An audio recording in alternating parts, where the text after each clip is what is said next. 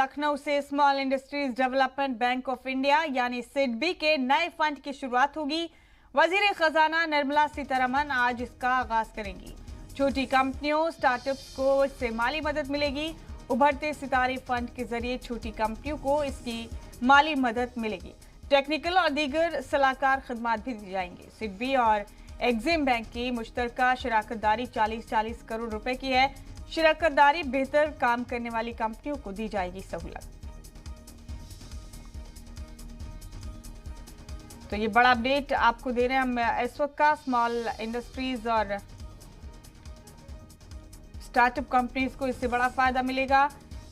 सिडबी के नए फंड की शुरुआत होगी क्योंकि वजीर खजाना निर्मला सीतारमण आज इसकी शुरुआत करेंगी। इसके जरिए छोटी कंपनियों को माली मदद मिलेगी। टेक्निकल और दीगर सलाहकार खिदमत भी दी जाएंगी। सिडबी और एक्सिस बैंक की मुश्तरका शराकतदारी है 40-40 करोड़ रुपए की।